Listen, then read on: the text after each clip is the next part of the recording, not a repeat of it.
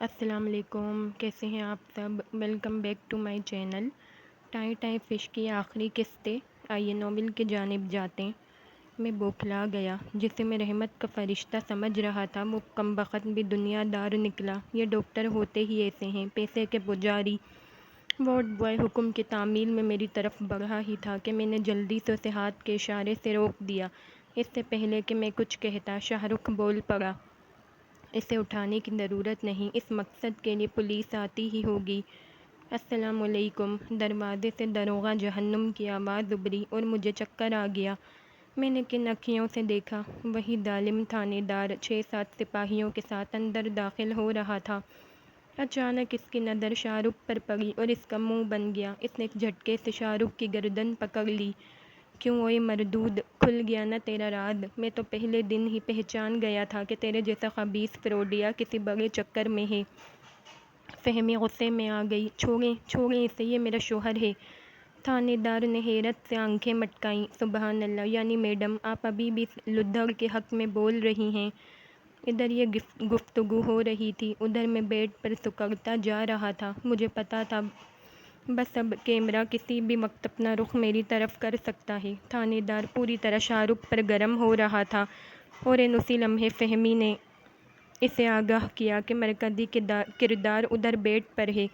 تھانے دار نے چونک کر میری طرف دیکھا، اپنی آنکھوں کو ملا، پھر آہستہ آہستہ قدم اٹھاتا ہوا قریب آ گیا۔ تھوڑی دیر مجھے الٹ پلٹ کر دیکھتا رہا، پھر اپنی جیب میں ہاتھ مار کر ایمبیسی کا سگریٹ نکالا اور سلگا کر ایک لمبا سا کش لیا۔ میں بخوبی محسوس کر سکتا تھا کہ اگر اس نے زوردار تھپڑ رسید کیا تو گونج کم از کم 100 گز تک جائے گی۔ تم وہی ہو جسے میں نے گلی نمبر 3 سے گرفتار کیا تھا؟ اس نے بغور میرا جائزہ لیا۔ میں نے کچھ کہنے کی کوشش کی لیکن میرے ہونٹ تھر تھرا کر رہ گئے۔ تاہم میں نے اس بات میں سر ہلا دیا۔ میڈم کے گھر سے بھی میں نے تمہیں گرفتار کیا تھا۔ میں نے گردن ہاں میں ہلا دی۔ یہ جھوٹ بول رہے انسپکٹر صاحب، ہمارے گھر سے تو آپ شاہ رخ کو غلطی سے گرفتار کر کے لے گئے تھے، یاد ہے نا؟ میں نے تھانے میں آپ سے کہا بھی تھا کہ یہ میرے شوہر ہیں۔ فہمی کو یکدم احساس ہوا کہ اگر وہ زیادہ دیر چپ رہی تو کچھ گڑبڑ ہی نہ ہو جائے۔ تھانے دار شاہ رخ کی طرف مڑا۔ تو آپ ہیں شاہ رخ؟ جی ہاں، اس نے جلدی سے کہا۔ اس دن آپ ہی تھانے میں آئے تھے؟ جی ہاں، شاہ رخ نے فہمی کی طرف دیکھتے ہوئے کہا۔ اوہ، تھانے دار نے ہنکارا بھرا۔ میں شرمندہ ہوں کہ آپ کے ہم شکل فروڈیے کی وجہ سے آپ کو تکلیف ہوئی۔ ویسے آپ کرتے کیا ہیں؟ میں یہ سائنسدان ہیں۔ فہمی مدد کو لپکی۔ انسپکٹر، یہ کس قسم کی تفتیش میں پڑ گئے ہو؟ ٹوانا بولا۔ تھانے دار نے چونک کر ٹوانے کی طرف دیکھا اور مزید چونک اٹھا۔ ارے ٹوانا صاحب، آپ اور یہاں؟ بھائی فہمی میری بھتیجی ہے اور شاہ رخ میرے بھائی کا داماد ہے۔ اوہ، یاد آیا۔ ٹوانا صاحب، آپ ہی نے تو اس فروڈیے کو جیل سے رہا کروایا تھا، یاد ہے نا؟ ہاں، سب یاد ہے۔ اس الو کے پٹھے نے یہ ثابت کرنے کی کوشش کی تھی کہ یہ میرا ورکر ہے۔ میں بھی دھوکہ کھا گیا۔ اصل میں میرے اتنے ورکر ہیں کہ مجھے تو ان کی شکلیں بھی یاد نہیں۔ وہ تو خدا کا شکر ہے میں اسے پہچان گیا، ورنہ پتہ نہیں کیا ہو جاتا۔ Continue this topic. چھوڑو اس موضوع کو اور اسے فوری طور پر تھانے لے جاؤ۔ مجھے خوشی ہوگی اگر تم اس پر اپنے تمام اوزار آزماؤ، سیٹ نے فیصلہ کن لہجے میں کہا اور میرا رنگ پیلا پڑ گیا۔ قدرت نے میرے ساتھ ایسا بھیانک مذاق کیا تھا کہ میں تو کھل کے رو بھی نہیں سکتا تھا۔ میں پوری طرح اس کہانی میں دھنس گیا تھا اور ہر طرف سے ثبوت میرے ہی خلاف تھے۔ میں کافی دفعہ تھانے جا چکا تھا اور پورے یقین سے کہہ سکتا تھا کہ اب کی بار میری واپسی بے ساکھیوں پر ہی ہونی تھی۔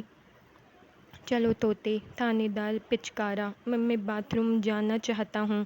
تھانے دار نے مونچھوں کو تاؤ دیا اور بڑے لاٹ سے بولا۔ چھوڑو یار، یہ کن تکلفات میں پڑ رہے ہو؟ تھانے چلو، وہاں تمہیں باتھ روم جانے کی ضرورت ہی نہیں پڑے گی۔ کیا خیال ہے؟ سیٹھ صاحب، ایک چھوٹی سی بات تو سن لیں، میں نے لجاجت سے کہا۔ نہیں ڈیڈی، فہمی نے تیزی سے کہا، اب اس کی کوئی بات نہیں سننی اور اب ہمیں یہاں رکنا بھی نہیں چاہیے۔ انسپکٹر، اسے گرفتار کرو اور تھانے لے جا کر اس کے اوقات یاد دلاؤ۔ آئیں انکل، آؤ شاہ رخ، چلیں ڈیڈی۔ وہ زبردستی سب کو ساتھ لیے باہر کی طرف بڑھی۔ فہمی، میں کراہا۔ خاموش۔ تھانے دار نے میری گردن میں ڈنڈا چبھو دیا اور میری آواز وہیں گھٹ کر رہ گئی۔ سب لوگ چلے گئے تھے اور اب کمرے میں صرف سیاہ وردیوں والے شکاری مجھے للچائی ہوئی نظروں سے گھور رہے تھے۔ میں ہمیشہ ان کے چنگل سے نکلنے میں کامیاب رہا تھا۔ یقیناً وہ اگلا پچھلا حساب بے باک کرنے کے چکر میں تھے۔ دو سپاہی آگے بڑھے، میرے مریل ہاتھوں میں ہتھ کڑی پہنائی اور گھسیٹتے ہوئے ہسپتال سے باہر کھڑے ڈالے میں لے آئے۔ بہت سے لوگ میرا تماشا دیکھ رہے تھے، تاہم وہ سب میرے لیے اجنبی تھے اور میں ان کے لیے۔ ویسے بھی گرفتار ہونے کا خاصا تجربہ ہو چکا تھا، اس لیے مجھے کوئی خاص تکلیف محسوس نہیں ہوئی۔ لوگوں کے ہجوم میں مجھے جانی اور شریفہ کا پریشان چہرہ دکھائی دیا، لیکن میں نے منہ پھیر لیا۔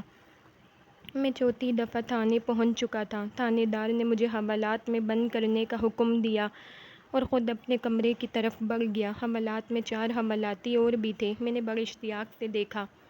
شاید ابا بھی یہیں کہیں ہوں، لیکن شاید وہ رہا ہو چکے تھے۔ آخری بار فہمی سے جب میرا ٹاکرا ہوا تھا تو اس نے تھانے فون کر کے انسپکٹر سے ابا کو رہا کروانے کے لیے کہا تھا۔ یقیناً ابا آرام سے گھر بیٹھے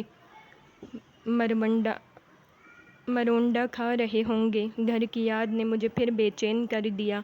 وہ رات میں نے پہرے دار کے چکر گنتے گنتے گزاری۔ اگلی صبح تھانے دار کے حضور پیش کیا گیا۔ میں نے کمرے میں جانے سے پہلے اللہ سے اپنے تمام صغیرہ کبیرہ گناہوں کی معافی مانگی اور ہتھ کڑیوں سمیت پیش ہو گیا۔ تھانے دار چائے کے ساتھ پاپے نوش فرما رہا تھا اور اتنی گرم جوشی سے ناشتہ کر رہا تھا کہ شڑپ شڑپ کی آوازیں باہر تک آ رہی تھیں۔ مجھ پر نظر پڑتے ہی اس نے آخری شڑپ کیا اور آستین سے منہ اور مونچھوں کو صاف کرتے ہوئے سپاہی کو برتن لے جانے کا اشارہ کیا۔ تم ہمارے پرانے گاہک ہو، اس لیے تم سے سزا میں رعایت کرنا چاہتا ہوں۔ اس نے میڈیم سائز کا ڈکار لیا۔ میں ہونک بنا کھڑا، پتہ نہیں وہ کس قسم کی رعایت کی بات کر رہا تھا۔ رعایت یہ ہوگی کہ تم اپنی پسند کی سزا منتخب کر سکتے ہو۔ بڑی مہربانی جی۔ میں نے تہہ دل سے اس کا شکریہ ادا کیا اور سوچنے لگا کہ کون سی سزا قبول کی جائے۔ اس نے بھی شاید میرے ذہن کو پڑھ لیا تھا، اس لیے کرسی سے اٹھتے ہوئے بولا، آؤ میں تمہیں مختلف سزائیں دکھاتا ہوں۔ میرے ساتھ کھڑے سپاہی نے میری ہتھ کڑی کو مضبوطی سے پکڑا اور مجھے لے کر تھانے دار کے پیچھے پیچھے چل دیا۔ مختلف کمروں سے گزرتے ہوئے ہم تھانے کی پچھلی سمت آ گئے۔ یہاں ایک بہت بڑا ہول کمرہ تھا جس میں 2 سپاہی دھوتیاں پہنے یسو پنجو کھیل رہے تھے۔ تھانے دار کو دیکھتے ہی دونوں یکدم کھڑے ہو گئے اور زور سے سلیوٹ کیا۔ تھانے دار گرجا، اوئے کتنی دفعہ کہا ہے کہ دھوتی پہنی ہو تو اتنا اونچا سلیوٹ مت مارا کرو۔ اچھا جی، دونوں نے بیک وقت کہا، ذرا اس چڑے کو پہلی سزا دکھاؤ۔ ایک سپاہی نے گھور کر میری طرف دیکھا، پھر الماری میں سے ایک فٹ بال نکال لایا اور دونوں سپاہی فٹ بال کھیلنے لگے۔ میں شدید حیرانی کے عالم میں انہیں دیکھنے لگا۔ تھانے دار نے انہیں سزا دکھانے کے لیے کہا تھا اور وہ مزے سے فٹ بال کھیلنے میں لگ گئے تھے۔ ہاں بھائی کمال ہے، یہ بھی ایک سزا ہے، بتاؤ یہ والی سزا تمہیں قبول ہے؟ میری خوشی کی انتہا نہ رہی۔ یہ سزا کہاں تھی، یہ تو کھیل تھا۔ اس سے پہلے کہ میں جھٹ پٹ ہاں میں سر ہلاتا احتیاطاً تھانے دار سے پوچھ ہی لیا، مجھے کون سے سپاہی کے ساتھ کھیلنا ہوگا؟ دونوں کے ساتھ، اس نے اطمینان سے کہا۔ دونوں کے ساتھ؟ لیکن میں اکیلا ان دونوں کے ساتھ کیسے کھیل سکوں گا؟ گھبراؤ مت، یہ خود تمہارے ساتھ کھیل لیں گے۔ میں سمجھا نہیں۔ تمہارا کردار فٹ بال کا ہوگا، آواز آئی اور میں دہل گیا۔ اس بھیانک سزا کا تصور کرتے ہی میرے رونگٹے کھڑے ہو گئے۔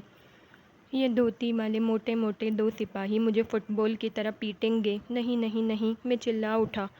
تھانے دار نے ایک ہنکارا بھرا اور سپاہیوں سے بولا، اسے دوسری سزا دکھاؤ۔ یہی دکھاؤں؟ سپاہی نے مؤدب لہجے میں پوچھا۔ تھانے دار نے کچھ سوچا، پھر بولا، ہاں یہی دکھا دو۔ ٹھیک ہے سر۔ سپاہی نے فوراً کہا اور اندر سے ایک بڑی سی فوٹو اٹھا لایا اور میرے سامنے کر دی۔ فوٹو دیکھ کر میرے ہوش اڑ گئے۔ یہ کیا ہے؟ یہ بش کی فوٹو ہے، تمہیں اس کی لگاتار 100 چمیاں لینی ہیں، سپاہی نے خوف زدہ کر دینے والے لہجے میں کہا اور مجھے بے اختیار اکائی آ گئی۔ میں نے تیزی سے کہا، مجھے پہلی سزا منظور ہے۔ تھانے دار کا زوردار قہقہا کمرے میں گونجا۔ بڑی جلدی ہار مان لی۔ ظاہری بات ہے، میں نے ایسی سزا منتخب کی ہے جس کے بعد کم از کم میں کسی کو منہ دکھانے کے قابل تو رہ سکوں۔ میں نے گہرا سانس لے کر کہا، ٹھیک ہے، آج رات سے تمہاری صدا پر عمل درآمد شروع ہو جائے گا۔ اوے ندیرے، اپنے ہاتھوں پیروں کو تیل لگا کر رکھنا اور احتیاطاً عیدی والوں کی ایمبولینس کا نمبر بھی ذہن میں رکھنا، کسی بھی وقت ضرورت پڑ سکتی ہے۔ تھانے دار نے حکم جاری کیا اور ساتھ اشارہ کیا۔ دونوں سپاہی باہر چلے گئے۔ اب کمرے میں صرف میں اور تھانے دار تھے۔ میں فٹ بال بننے کے لیے پوری طرح تیار تھا، تاہم یہ ابھی تک کلیئر نہیں ہوا تھا کہ جو دو سپاہی میرے ساتھ اولمپک کھیلیں گے انہیں ہینڈ بال کا فاؤل کھیلنے کی اجازت ہوگی یا نہیں۔ تھانے دار قریب پڑی چارپائی پر بیٹھ گیا اور مجھے اشارے سے فرش پر بیٹھنے کے لیے کہا۔ میں نے حکم کی تعمیل کی۔ ذرا ہاتھ دکھاؤ، اس نے کہا۔ میں نے جھجکتے ہوئے انکار میں سر ہلا دیا۔ کیوں؟ وہ غصے سے لال ہو گیا۔ پھر آپ کہیں گے کہ ہاتھ دکھا گیا ہے۔ میں نے بے بسی سے جواز پیش کیا۔ تم مراسی تو نہیں؟ تھانے دار نے بغور میرا جائزہ لیتے ہوئے پوچھا۔ نہیں جی، میں نے پہلے بھی عرض کیا تھا کہ ہم راجپوت ہیں۔ کوئی ثبوت؟ اس سے بڑا ثبوت اور کیا ہوگا جی کہ میرے ابا راج کا کام کرتے ہیں۔ میں ان کا پوت ہوں تو پھر راجپوت ہی ہوا نا۔ اوے کمینے، میں تجھ سے تیری ذات پوچھ رہا ہوں۔ تھانے دار نے میرے بغل میں ڈنڈا چبو دیا۔ ذات ہماری جی شیخ ہے۔ تیرا باپ بھی شیخ ہے؟ نہیں جی، وہ چغتائی ہیں۔ الو کے پٹھے، اگر تیرا باپ چغتائی ہے تو شیخ کیسے ہو گیا؟ بس جی، ہمارے گھر میں شخصی آزادی بہت ہے۔ میں نے ہتھ کڑیوں سمیت سر کھجایا۔ اچھا بک بک نہ کر، ہاتھ آگے کر۔ میں نے ہاتھ آگے کر دیا۔ وہ آگے کو جھکایا اور باریک بینی سے میرا ہاتھ دیکھنے لگا۔ میری شادی کب ہوگی جی؟ میں نے بڑے اشتیاق سے پوچھا۔ اس نے ایک دناٹے دار تھپڑ میرے گال پر رسید کیا اور لگاتار کئی درجن گالیاں دیتے ہوئے چلایا۔ میں تیرے باپ کا نجومی ہوں، الو کے پٹھے۔ یہ تھانہ ہے، کمپنی باغ نہیں جہاں تو مزے سے ہاتھ کی لکیریں دکھاتا پھرے۔ اس کمبخت کا تھپڑ اتنا زبردست تھا کہ میرے منہ کی چولیں تک ہل گئیں۔ میرا تجربہ ہے کہ پولیس والوں کے ہاتھ اس لیے بھی سخت ہوتے ہیں کہ زیادہ تر پولیس والے دیہات سے تعلق رکھتے ہیں اور پولیس میں آنے سے پہلے کھیتی باڑی کا کام کرتے ہیں۔ آپ کبھی تجربہ کر کے دیکھ لیجئے گا، ہر چوتھا کانسٹیبل آپ کو یہی کہانی سنائے گا کہ میں نے اپنے نانے کا ٹریکٹر بیچ کر رشوت دی اور پولیس میں بھرتی ہو گیا۔ ایسے پولیس والوں کی وردی سے جان جاتی ہے۔ یہ گشت پر ہوں تو مجبوراً وردی پہن لیتے ہیں، ورنہ گرمی کے موسم میں تو تھانوں میں ان کی اکثریت بنیان اور دھوتی پہن کر مقدمے درج کر رہی ہوتی ہے۔ اوے فتح محمد، ذرا انگوٹھے لگانے والی سیاہی تو لاؤ، ایک سادہ کاغذ بھی ساتھ لانا۔ فتح محمد نے آواز سنی اور جلدی سے اسٹیمپ پیڈ اور کاغذ لے کر دوڑا دوڑا ادھر آ گیا۔ تھانے دار نے میرے ہتھکڑی بندے ہاتھوں کو پکڑا، انگوٹھے پر سیاہی لگائی اور کاغذ پر لگا دیا۔ میں گھبرا گیا۔ پتہ نہیں اس نے انگوٹھا کیوں لگوایا تھا۔ سنا تھا کہ پولیس والے زیر حراست ملزم کو پولیس مقابلے میں مارنے سے پہلے کافی ساری جگہوں پر انگوٹھے لگا لیتے ہیں۔ تو کیا میں بھی پولیس مقابلے میں پار ہونے والا تھا؟ مجھے سیٹھ کے الفاظ یاد آ گئے۔ اس نے کہا تھا، تم موت مانگو گے لیکن تمہیں موت نہیں ملے گی۔ تو کیا انسپکٹر مجھے کسی اور چکر میں پھنسوانے کی تیاری کر رہا ہے؟ سر جی، ایک بات پوچھوں؟ میں نے احتیاطاً اپنے گالوں پر ہاتھ رکھ لیے۔ تھانے دار نے سر ہلا کر اجازت دے دی۔ میں نے ڈرتے ڈرتے انگوٹھا لگانے کی وجہ پوچھی۔ تھانے دار نے کوئی جواب دینے کی بجائے فتح محمد کو حکم دیا کہ وہ مجھے واپس حوالات میں لے جائے۔ میں سمجھ گیا کہ شہنشاہ کا موڈ نہیں ہے، لہذا چپ چاپ اٹھ کھڑا ہوا۔ فتح محمد نے مجھے واپس حوالات میں بند کر دیا اور میں سلاخوں کے ساتھ ٹیک لگا کر سوچنے لگا کہ کیا کبھی میں اس گھن چکر سے نکل پاؤں گا۔ ٹوانے اور شاہ رخ نے کمال ہوشیاری سے حالات بدل دیے تھے، لیکن وہ دونوں کچھ بھی نہ کر سکتے تھے اگر فہمی کی آشیرواد نہ حاصل ہوتی۔ لیکن مجھے حیرت تھی کہ شاہ رخ نے 2 کروڑ کا چیک کیوں واپس کر دیا؟ حالانکہ اگر وہ چاہتا تو بڑے آرام سے اسے کیش کروا سکتا تھا۔ یقیناً اس نے سیٹھ اور فہمی کا اعتماد حاصل کرنے کی کوشش کی تھی اور اس میں 100% کامیاب رہا تھا، تاہم مجھے بالکل بھی نہیں پتہ تھا کہ وہ مستقبل میں ٹوانے کے ساتھ مل کر کیا کرنے والا تھا۔ میرے اختیار میں بہت کچھ تھا، میں بہت کچھ کر سکتا تھا، لیکن صرف اسی صورت میں جب سیٹھ میری بات پر یقین کرتا، لیکن وہ تو شدت سے میرے خلاف ہو چکا تھا۔ اوے اٹھ، تیری ملاقات آئی ہے۔ پہرے دار نے مجھے ٹہوکا دیا اور میں اچھل پڑا۔ مجھ سے ملاقات کرنے کون آ سکتا تھا؟ میں تیزی سے سیدھا ہو گیا۔ تھوڑی دیر بعد حوالات کے مین گیٹ کا دروازہ کھلا اور شریفہ اندر داخل ہوئی۔ اس نے ادھر ادھر نظر ڈالی پھر مجھے دیکھتے ہی سیدھی میری طرف بڑھی۔ شریفہ کی کوئی وقت نہیں تھی، لیکن پتہ نہیں کیوں مجھے اس وقت اس کا آنا ڈوبتے کو تنکے کا سہارا لگا۔ بات کھل گئی نا آخر، اس نے سلاخوں کے قریب آتے ہوئے کہا۔ ہاں شریفہ، بات کھل بھی گئی، بند بھی ہو گئی اور بگڑ بھی گئی۔ مجھے پتہ ہے جانی، اور میں نے ہسپتال میں ہونے والی تمام باتیں سن لی تھیں۔ تو بتا، تیرے ساتھ تھانے میں کیا سلوک ہوا؟ ابھی تو کچھ نہیں ہوا، ہاں البتہ رات کو ڈی بریفنگ ہوگی۔ یہ ڈی بریفنگ کیا ہوتی ہے؟ اس نے حیرت سے پوچھا۔ میں نے کہا بھری مت پوچھ شریفہ، بس یہ سمجھ لے کہ ایک طرح کی سرکاری لترول ہوتی ہے۔ وہ مزید قریب ہو گئی اور ادھر ادھر دیکھتے ہوئے سرگوشی میں بولی، پتہ ہے سیٹھ نے ساری جائیداد شاہ رخ کے نام لکھ دی ہے اور ٹوانے کو بھی معاف کر دیا ہے۔ میں نے چھپ کر سنا تھا شاہ رخ اور فہمی اگلے ہفتے دوبارہ شادی کر رہے ہیں، لیکن یہ شادی خفیہ ہوگی۔ انہوں نے تیرے دستخطوں والے کاغذ پر تیری طرف سے طلاق نامہ بھی تیار کروا لیا ہے۔ شریفہ بولتی جا رہی تھی اور میرے آنسو گرتے جا رہے تھے۔ مرد ہو کر روتا ہے، شریفہ نے طعنہ دیا۔ رو نہیں رہا شریفہ، بس غالب کا ایک شعر یاد آ گیا ہے۔ غالب کون؟ وہ پان والا، جو مرضی سمجھ لو۔ اس کا شعر ہے کہ سانو نہر والے پل تے بلا کے تے ہورے ماہی کتھے رہ گیا۔ ہائے، یہ غالب کا گانا ہے، یہ تو میں بچپن میں بہت گایا کرتی تھی۔ شریفہ، کیا ایسا نہیں ہو سکتا کہ تم سیٹھ کو ساری صورتحال بتا دو؟ تمہیں تو ہر بات کا پتہ ہے۔ تیرا دماغ تو ٹھیک ہے، وہاں سب تیرے خلاف ہو رہے ہیں، اس وقت بات کرنا ٹھیک نہیں ہوگا۔ تو پھر کب بات کرو گی؟ جب میرے سارے خواب اجڑ جائیں گے۔ میں نے دانت پیسے۔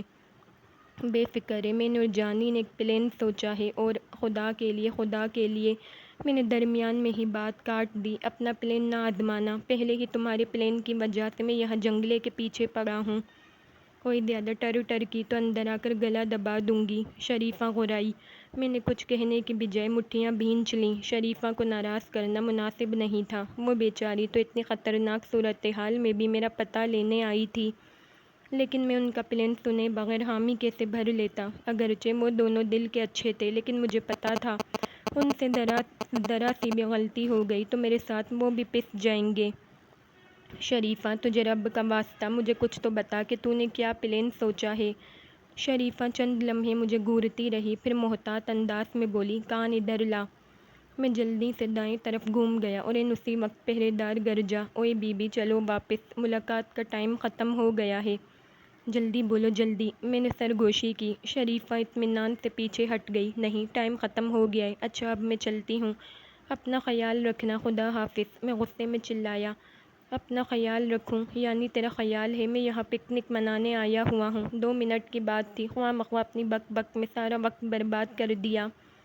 شریفہ نے گیٹ کے قریب پہنچ کر منہ میری طرف کیا اور کوئی خاصی تگڑی گالی دی، جس کی آواز تو مجھ تک نہیں پہنچی، تاہم ہونٹوں کی جنبش سے میں بخوبی سمجھ گیا کہ اس نے اماں کے لیے کوئی نادیبہ کلمات استعمال کیے ہیں۔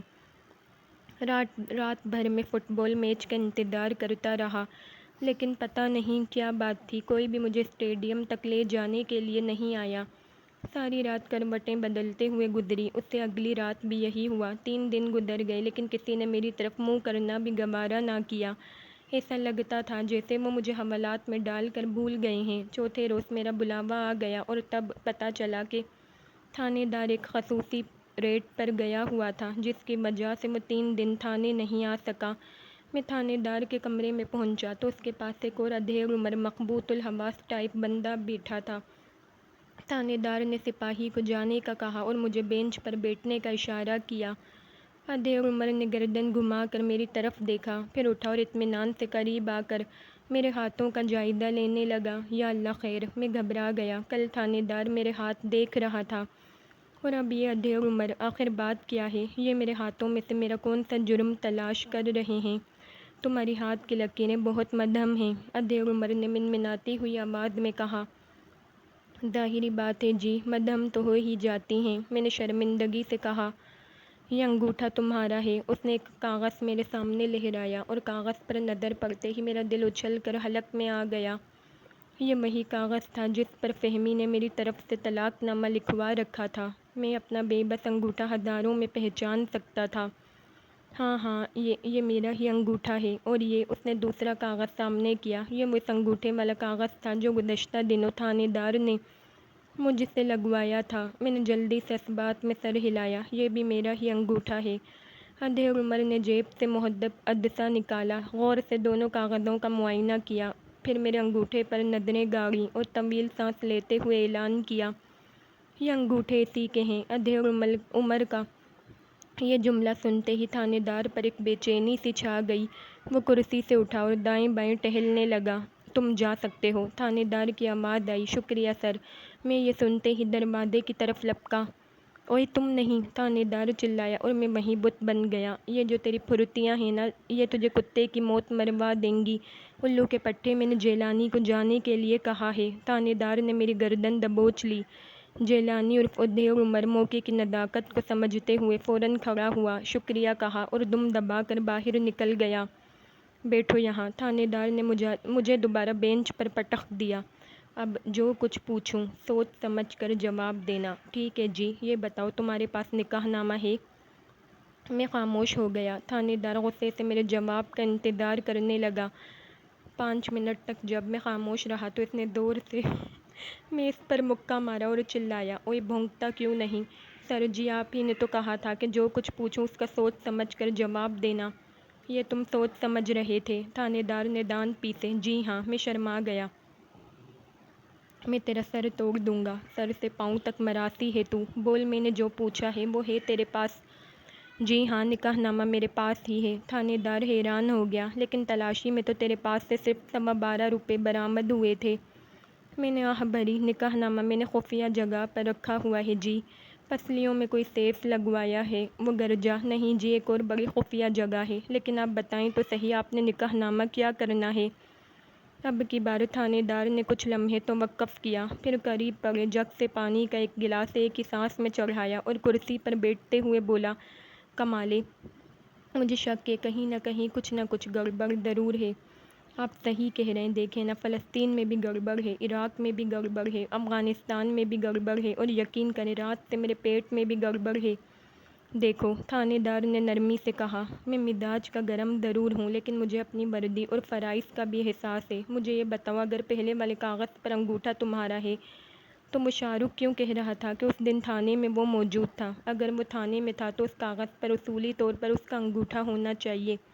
کمالے، میں اصلی فروڈیے کو پکڑنا چاہتا ہوں۔ مجھے پورا یقین ہے کہ تم بے قصور ہو، لیکن میں تمہاری اسی صورت میں مدد کر سکتا ہوں اگر تم مجھے ساری تفصیل بتاؤ اور نکاح نامہ بھی دکھاؤ۔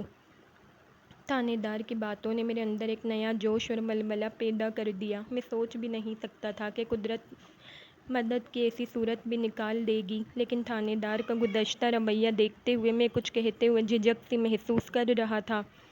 تاہم اب مجھے کسی بات کا خطرہ نہیں تھا۔ فہمی تو ویسے بھی میرے ہاتھوں سے نکل گئی تھی، اب میں نکاح نامہ پھاڑ بھی دیتا تو کوئی حرج نہیں تھا۔ اب تو اصل مسئلہ سیٹھ کو بچانے کا تھا، اور اس کے لیے میں کوئی بھی رسک لینے کو تیار تھا۔ میں نے شلوار کے نیفے میں چھپایا ہوا نکاح نامہ نکالا اور تھانے دار کے سامنے رکھ دیا۔ تھانے دار نے چمکدار آنکھوں سے نکاح نامہ وصول کیا اور تیزی سے اس کے مندرجات پڑھنے لگا۔ میں اس کے تاثرات کا جائزہ لے رہا تھا، جو ہر منٹ بعد بدل رہے تھے۔ اس نے پوری تفصیل سے نکاح نامہ پڑھا اور پھر گہرا سانس لے کر سر اوپر اٹھایا۔ میرا خیال ٹھیک نکلا، تم واقعی بے قصور ہو، اور اب دیکھو میں اس فروڈیے شاہ رخ کو کیسے سبق سکھاتا ہوں۔ سر جی، ایک اور بھی فروڈیہ ہے۔ کون؟ ٹوانا۔ ٹوانا بہت بڑا فروڈیہ ہے۔ وہی شاہ رخ کے ساتھ مل کر سیٹھ کی جائیداد پر قبضہ کرنے کے منصوبے بنا رہا ہے۔ بے فکر رہو، اب سیٹھ کو کچھ نہیں ہو سکتا۔ تمہیں شاید علم نہیں کہ فہمی نے تمہاری طرف سے تیار کیا گیا طلاق نامہ تصدیق کے لیے میرے ہی پاس بھجوایا ہے۔ اب دیکھتے جاؤ ہوتا کیا ہے۔ کیا آپ تصدیق کر دیں گے؟ میں نے آہستہ سے پوچھا۔ تھانے دار اٹھ کھڑا ہوا اور میری طرف بڑھا۔ میں نے کانپ کر سر جھکا لیا۔ وہ میرے قریب ہوا، مجھے اٹھایا اور گلے سے لگا لیا۔ کمالے، میں تمہارے ساتھ ہوں، بالکل بھی نہیں گھبرانا۔ مجھے احساس ہے کہ تمہارے ساتھ کتنی زیادتیاں ہوئی ہیں، میں ان سب کے لیے معافی مانگتا ہوں۔ ہمارا محکمہ ایسا ہے کہ ہم سخت رویہ نہ رکھیں تو ایک دن بھی کام نہ چل سکے، لیکن یقین رکھو کہ پولیس میں ابھی بھی ایسے لوگ موجود ہیں جو سچ کا ساتھ دیتے ہوئے نہیں گھبراتے۔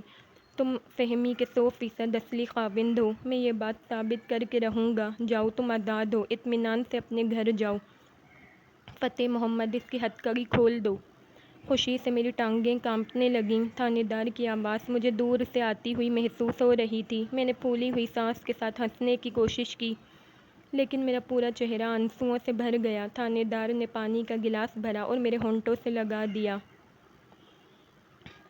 اس وقت شام کے 6 بجنے والے تھے جب میں اپنی گلی میں داخل ہوا۔ سورج ڈوبنے کی تیاری کر رہا تھا۔ گلی میں کوئی خاص چہل پہل نہ تھی۔ میرا دل خوشی اور آنسوؤں سے بھر گیا۔ یہ گلی میری اپنی تھی، نالیوں والی گلی، جگہ جگہ سے اکھڑی ہوئی گلی، میری اپنی گلی۔ میں محبت پاش نظروں سے گلی کے ایک ایک اینٹ کو دیکھ رہا تھا۔ میرا بس چلتا تو میں اس کی نالیوں کو بھی چوم لیتا۔ غیروں سے دھوکہ کھانے کے بعد جب انسان اپنوں میں پہنچتا ہے تو اس کی حالت ایسی ہی ہوتی ہے۔ میں ڈھیلے ڈھالے قدموں سے چلتا ہوا اپنے گھر کے دروازے پر آ کر رک گیا۔ اتنے میں گلی سے کوئی بھاگتا ہوا میرے قریب آ گیا۔ میں نے پہچان لیا، یہ تو طافہ نائی تھا۔ اوئے کمالے، تو کہاں چلا گیا تھا؟ گھر کی کوئی خبر ہی نہ لی؟ اس نے شکوہ کیا۔ میں دھک سے رہ گیا۔ خیریت تو ہے؟ خیریت کہاں یار، تجھے پتہ ہی نہیں کہ تیرا باپ کرائے کے مکان میں دھکے کھاتا پھر رہا ہے؟ کرائے کے مکان میں؟ لیکن ہمارا تو اپنا قبضے کا گھر ہے۔ اوئے وہ تو ہے ہی، لیکن تیرے بعد اندر کیا گزر چکی ہے، ذرا پوچھ تو صحیح۔ طافے نے فضا کو مزید رنجیدہ بناتے ہوئے کہا اور میرے ہاتھوں پیروں سے جان نکل گئی۔ طافے، اماں کہاں ہیں؟ وہ بھی ابا کے ساتھ ہیں نا؟ طافے کے چہرے پر حزن و ملال کا اندھیرا چھا گیا اور مجھے یوں لگا جیسے میں کھڑا کھڑا گر جاؤں گا۔ یقیناً میری دنیا لٹ چکی تھی۔ نہیں، میں کانوں پر ہاتھ رکھ کر چلایا اور زور زور سے دروازے کو پیٹنے لگا۔ میری ماں لوٹا دو، خدا کے لیے میری ماں لوٹا دو۔ اماں واپس آ جاؤ ورنہ میں مر جاؤں گا۔ ٹھک سے دروازہ کھلا اور بھگ سے میرا دماغ اڑ گیا۔ سامنے اماں حیرت سے گنگ کھڑی مجھے دیکھ رہی تھی۔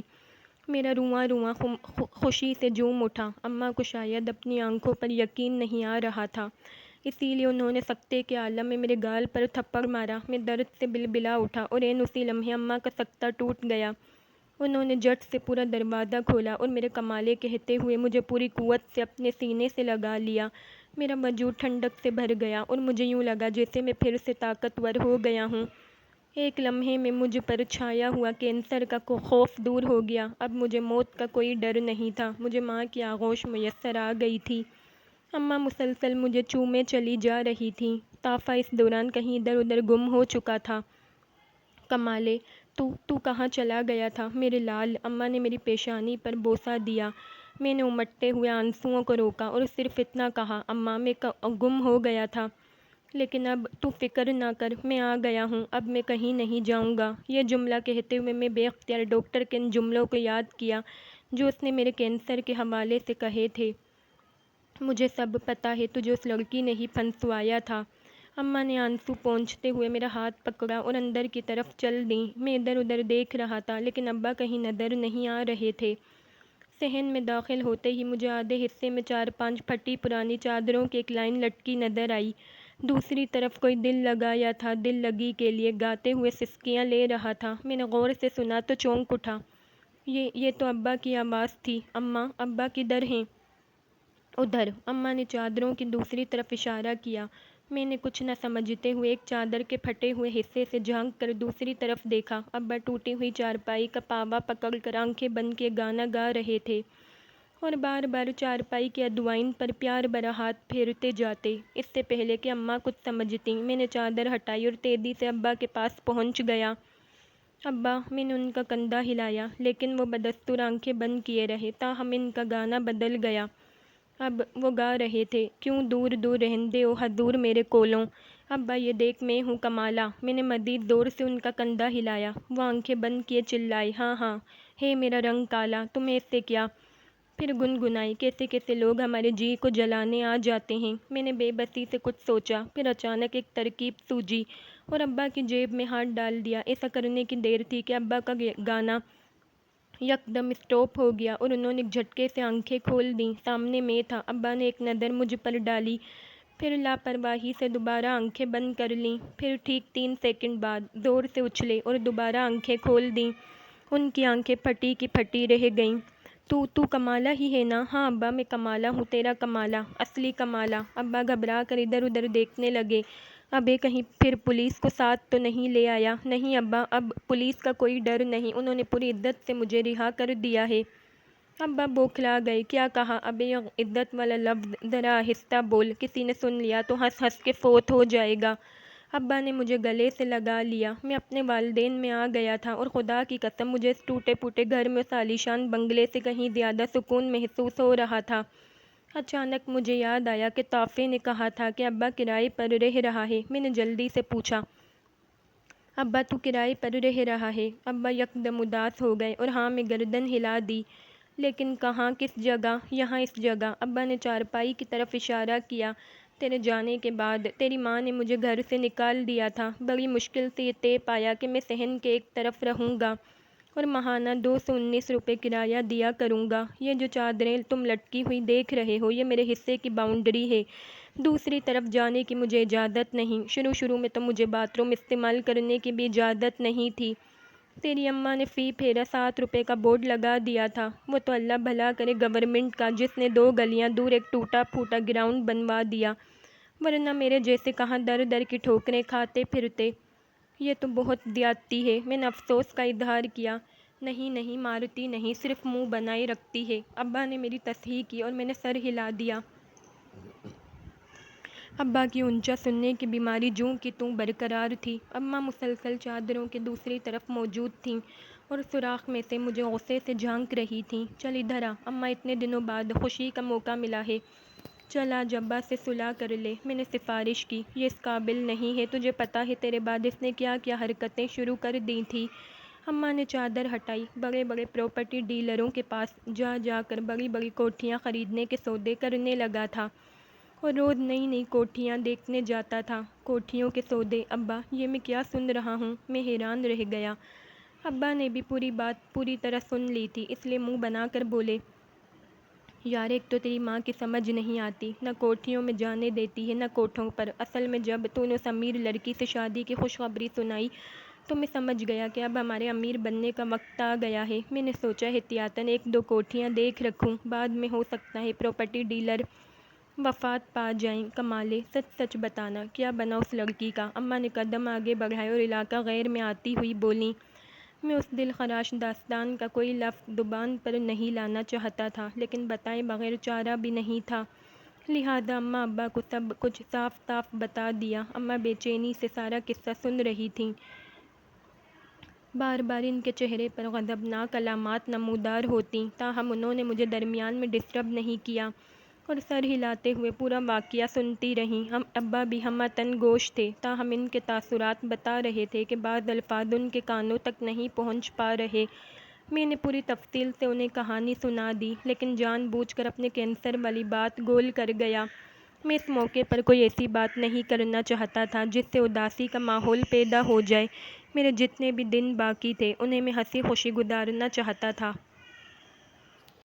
مجھے اپنے گھر میں آئے ہوئے 2 ہفتے گزر چکے تھے۔ اس دوران میں مکمل طور پر پہلے والا کمالہ بن چکا تھا۔ اماں نے میری پرزور اپیل پر ابا کو معاف کر دیا تھا اور اب ہمارے صحن سے چادریں ہٹ چکی تھیں۔ میں سب کچھ بھول جانا چاہتا تھا، لیکن فہمی کی یاد کبھی کبھی اتنے زور سے درد بن کر اٹھتی تھی کہ یوں لگتا جیسے میرے زندہ رہنے کا کوئی فائدہ نہیں۔ لیکن پھر میری آنکھوں کے سامنے وہ سارے منظر گھومنے لگتے جن میں فہمی نے مجھے میری اوقات یاد دلائی تھی۔ سچی بات تو یہ تھی کہ میں سیٹ کے لیے کچھ کرنا چاہتا تھا، لیکن کیا کرتا؟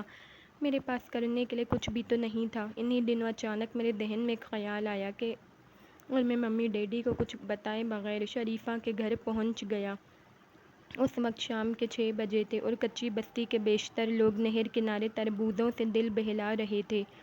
میں ویگن سے اتر کر سیدھا اندر کی طرف بڑھ گیا۔ مجھے یقین تھا کہ اس وقت شریفہ سے بہتر کوئی مخبر نہیں ہو سکتی، اسی سے مجھے تازہ ترین صورتحال کا علم ہو سکتا تھا۔ میں اس کے دروازے پر پہنچا اور دستک دی۔ حسب روایت وہی آواز آئی، لنگا بے غیرتاں۔ میں جھٹ سے اندر داخل ہو گیا۔ شریفہ کوکنگ میں مصروف تھی۔ مجھے دیکھتے ہی وہ اتنے زور سے چونکی کہ اس کے ہاتھ سے ڈوئی پھسل کر پتیلے میں جا گری۔ تو رہا ہو گیا، وہ خوشی سے چلائی اور دیوانہ وار میری طرف بھاگی۔ میں نے جلدی سے قریبی چارپائی کی آڑ لی اور سر ہلا کر کہا، ہاں شریفہ، میں رہا ہو گیا ہوں۔ جانی کدھر ہے؟ وہ جانی کو مار گولی، کچھ سیٹ کی خبر لے۔ کیا ہوا سیٹ؟ میں گھبرا گیا۔ وہی ہوا جس کا ڈر تھا۔ شریفہ نے گھٹی گھٹی آواز میں کہا اور میرا دل اچھل کر حلق میں آ گیا۔ خیر تو ہے نا؟ خیر ہی تو نہیں ہے؟ دیکھ پہیلیاں نہ بجھوا، جلدی بتا کیا ہوا ہے سیٹھ کو؟ سیٹھ نے اپنی ساری جائیداد فہمی کے نام کر دی ہے۔ میرے حلق سے ایک طویل سانس خارج ہو گئی۔ تو اس میں ڈرنے والی کیا بات ہے؟ فہمی اس کی اکلوتی بیٹی ہے، ظاہری بات ہے اسی کے نام جائیداد ہونی تھی۔ تو کھوتا ہے، پاگل ہے، لدھڑ ہے۔ شریفہ گرجی۔ ٹھیک ہے، زیادہ تعریفیں کرنے کی ضرورت نہیں۔ میں نے جلدی سے سر ہلایا۔ بے عقل انسان، ساری جائیداد فہمی کے نام ہو چکی ہے اور فہمی نے ساری جائیداد شاہ رخ کے نام لکھ دی ہے۔ مجھے ایک چکر سا آ گیا، یعنی شاہ رخ جو چاہتا تھا وہی ہو گیا تھا۔ بیٹھے بٹھائے فہمی نے اپنی جائیداد اپنے چھوٹے جھوٹے پیار پر قربان کر دی تھی۔ یکدم مجھے ایسا لگا جیسے اب میں ہر پریشانی سے آزاد ہو گیا ہوں۔ پہلے سیٹھ کی جان کو خطرہ تھا، لیکن اب جب کہ وہ ساری جائیداد فہمی کے نام کر چکا تھا اور فہمی سے آگے بھی منتقل کر چکی تھی، اب سیٹھ کے جینے نہ جینے سے کسی کو کیا لینا دینا؟ گویا اب میں بالکل ہی ان لوگوں سے کٹ گیا تھا۔ سیٹھ کی وجہ سے جو تھوڑا بہت آسرا تھا وہ بھی ختم ہو گیا تھا۔ میں نے آسمان کی طرف دیکھا، ایک نظر اپنے گریبان پر ڈالی اور دروازے کی طرف بڑھا۔ کدھر جا رہے ہو؟ شریفہ چونکی۔ اپنے گھر۔ اور سیٹھ کو تنہا چھوڑ دو گے؟ سیٹھ کو اب کوئی خطرہ نہیں۔ جو چیز اس کی جان کے لیے خطرہ تھی وہ اب اس کے پاس نہیں رہی۔ جانی کا بھی انتظار نہیں کرو گے؟ کیا فائدہ؟ میں نے بے دلی سے دروازہ کھولا اور شریفہ کا جواب سنے بغیر ڈھیلے ڈھیلے قدم اٹھاتا ہوا باہر آ گیا۔ اپنے گھر کی گلی کا موڑ مڑتے ہی مجھے حیرت کا ایک شدید جھٹکا لگا اور میرا پورا جسم ایک انجانے خوف میں بھر گیا۔ باہر پولیس کی گاڑی کھڑی تھی اور دو پولیس والے ہمارے گھر کا دروازہ کھٹکھٹا رہے تھے۔ پہلے تو جی میں آئی کہ یہیں سے بھاگ لوں، پھر خیال آیا تو پتہ تو کروں کہ اب کیا مسئلہ ہے۔ میں آگے بڑھا اور پولیس والوں کے سامنے آ گیا۔ اتنی دیر میں اماں بھی دروازہ کھول چکی تھیں۔ پولیس دیکھ کر یکدم ان کی آنکھوں میں گھبراہٹ اتر آئی اور وہ تیزی سے میری طرف بڑھیں، تاہم ان کے قریب آنے سے پیشتر ہی پولیس والے مجھے پہچان کر گاڑی میں بٹھا چکے تھے۔ اب کیا ہوا ہے کمبختوں؟ اماں چلائیں۔ وڈے صاحب نے بلایا ہے اسے، ایک سپاہی نے درشت لہجے میں کہا۔ آئے ہائے، کیوں ہماری جان کو آ گئے ہو؟ خدا کے لیے ہمارا پیچھا چھوڑ دو۔ کیا قصور کیا ہے میرے بچے نے؟ چل اوئے۔ سپاہی نے اماں کی بات کا جواب دینے کے بجائے ڈرائیور سے کہا اور گاڑی ایک سناٹے سے آگے بڑھ گئی۔ اماں وہیں کھڑی پولیس والوں کو سلواتیں سنا رہی تھیں۔ گلی کے لوگ حسب روایت گھروں سے باہر نکل چکے تھے اور اس بات کے انتظار میں تھے کہ کب مجھے تھپڑ پڑتے ہیں، تاہم ان کی خواہش پوری نہ ہو سکی۔ تھانے پہنچتے ہی مجھے تھانے دار کے حضور پیش کیا گیا۔ مجھے دیکھتے ہی تھانے دار کے چہرے پر ایک مسکراہٹ پھیل گئی۔ بیٹھو۔ میں بینچ پر بیٹھ گیا۔ ادھر میرے سامنے کرسی پر بیٹھو، اس نے تسلی دی اور میں جھجکتا جھجکتا کرسی پر بیٹھ گیا۔ مجھے تمہاری مدد کی ضرورت ہے۔ تھانے دار آگے کو جھکا۔ لیکن میری جیب میں تو صرف 5 روپے ہیں، میں نے بے اختیار کہا۔ میرا جواب سن کر تھانے دار کے چہرے پر قہر و غضب کے آثار ابھر آئے، تاہم اس نے بڑی مشکل سے خود کو کنٹرول کیا اور بولا، میں نے طلاق نامے کے کاغذ پر تمہارا انگوٹھا بدل کر کسی اور کا لگا دیا ہے اور تصدیق کروا کے فہمی کو بھجوا دیا ہے۔ تو کیا ابھی فہمی اور شاہ رخ کی شادی نہیں ہوئی؟ میں چونکا۔ ویسے رہے تو وہ شادی شدہ لوگوں کی طرح سے ہیں، لیکن قانونی طور پر ابھی شاہ رخ فہمی کا شوہر نہیں بنا۔ تھانے دار بولا، تو فہمی نے شادی سے پہلے ساری جائیداد شاہ رخ کے نام کر دی؟ ہاں، کیونکہ بہرحال وہ اس کا سابقہ اور آئندہ خاوند ہے۔ ہاں جی، یہ تو ہے۔ میں نے سر جھکا دیا۔ لیکن کیا تمہیں پتہ ہے کہ اس وقت تم فہمی کے خاوند ہو؟ میرے جسم میں تھوڑی سی حرکت ہوئی، لیکن میں پھر سمٹ گیا۔ جانتا ہوں جی، لیکن کیا کروں؟ میں اس کا خاوند نہیں، قائم مقام خاوند ہوں۔ تم چاہو تو یہ سیٹ مستقل تمہاری ہو سکتی ہے، تھانے دار نے رازدارانہ لہجے میں کہا۔ یقیناً اس کے لیے مجھے 3 لفظ کہنے ہوں گے۔ میں نے سر کھجایا۔ نہیں، اس کے لیے تمہیں صرف میرا ساتھ دینا ہوگا، میری بات ماننا ہوگی۔ کیسی بات؟ یہ میں تمہیں بعد میں بتاؤں گا۔ پہلے میں تم سے اس دور کی کچھ باتیں پوچھنا چاہتا ہوں جب تم فہمی کے گھر میں تھے۔ تھانے دار نے مجھے قائل کیا۔ پہلے تو میں جھجکا، پھر دھیرے دھیرے تھانے دار کو تمام مطلوبہ معلومات فراہم کر دیں۔ میں کیسے فہمی کے گھر پہنچا، فہمی نے کیسے مجھے سائنسدان بنایا، پھر کیسے ہمارا نکاح ہوا، کیسے میں فرار ہوا، ٹوانا صاحب کی حویلی میں مجھ پر کیا بیتی، ٹوانا صاحب نے مجھ سے کیا فرمائش کی، جانی کیسے مجھے شریفہ کے پاس لے گیا۔ شریفہ کے ذکر پر تھانے دار چونکا۔ یہ وہی عورت تو نہیں جو سیٹھ کے گھر کام کرتی ہے؟ جی وہی ہے۔ اوہ، تو میرا خیال ٹھیک نکلا، مجھے پہلے ہی اس پر شک تھا۔ نہیں جی، وہ تو بہت اچھی ہے۔ جانی سے اس کا کیا تعلق ہے؟ تھانے دار نے میری آنکھوں میں جھانکا۔ وہی جو مردا کا صاحباں سے تھا، کلنٹن کا مونیکا سے تھا۔ میں نے مثالیں دیں۔ تھانے دار نے کچھ سوچتے ہوئے سر ہلایا، پھر مجھے سرگوشیوں میں سارا پلان سمجھانے لگا۔ جیسے ہی ساری بات میری سمجھ میں آئی، میرے ہوش اڑ گئے۔ میں انکار کرنا چاہتا تھا، لیکن تھانے دار کا اصرار تھا کہ اس کا پلان ساری بازی الٹ سکتا ہے۔ میں کسی قسم کے رسک کے حق میں نہیں تھا، لیکن نہ جانے کیوں مجھے تھانے دار کی باتوں سے سچائی اور ہمدردی محسوس ہو رہی تھی، اس لیے بامر مجبوری حامی بھر لی۔ تھانے دار نے مجھے شاباش دی اور سپاہیوں کو حکم دیا کہ وہ مجھے باعزت گھر تک چھوڑ آئیں۔ تھانے دار کا پلان 3 ہفتے بعد شروع ہونا تھا اور میں اس وقت تک گھر ہی رہنا چاہتا تھا۔ یہ اس بات سے چوتھے دن کا ذکر ہے۔ میں نلکے کی بوکی ٹھیک کر رہا تھا کہ اچانک دروازے پر دستک ہوئی۔ اماں ہمسائے میں گئی ہوئی تھیں اور ابا اطمینان سے چارپائی کے نیچے قیلولہ فرما رہے تھے۔ میں نے دروازہ کھولا اور حیران رہ گیا۔ سامنے جانی کھڑا تھا۔ جانی میرا یار! میں نے اسے دیکھتے ہی سینے سے لگا لیا۔ پرے ہٹ، بڑا بے وفا ہے۔ شریفہ کے گھر آیا اور میرا انتظار کیے بغیر چلا گیا۔ ابے اندر تو آ۔ میں اسے گھسیٹتا ہوا اندر لے گیا۔ ویسے یار، تجھے شرم آنی چاہیے۔ سیٹھ نے تیرے لیے اتنا کچھ کیا اور اب جب سیٹھ مصیبت میں ہے تو گھر میں گھس کر بیٹھ گیا ہے۔ سیٹھ مصیبت میں ہے، کیا ہوا؟ زیادہ بھولا نہ بن۔ جانی نے منہ بنایا۔ تھانے سے بھی چھوٹ گیا، شریفہ سے بھی مل لیا اور ابھی تک تجھے کچھ بھی پتہ نہیں؟ جانی تیرے سر کی قسم، مجھے کچھ بھی نہیں پتہ۔ شریفہ نے بھی کچھ نہیں بتایا۔ تو سچ کہہ رہا ہے؟ جانی نے بے اعتباری سے میری آنکھوں میں جھانکا۔ ہاں ہاں، سچ کہہ رہا ہوں۔ بتا بھی دو، بات کیا ہے؟ میں دچ ہو گیا۔ جانی نے ایک طویل سانس لی، پھر ٹھیر ٹھیر کر بولا، سیٹھ نے اپنی ساری جائیداد فہمی کے نام کر دی ہے۔ تم پر 2 دفعہ لاکھ لعنت۔ یہ بات اب خبر نہیں، واقعہ بن چکی ہے۔ میں نے دانت پیسے۔ پوری بات تو سن لو۔ ٹوانا صاحب کو بالکل بھی نہیں معلوم کہ میں تمہارا دوست ہوں اور ابھی تک تم سے ملتا ہوں۔ شریفہ کے پاس فہمی کے گھر کی تمام معلومات ہیں اور میرے پاس ٹوانا کی۔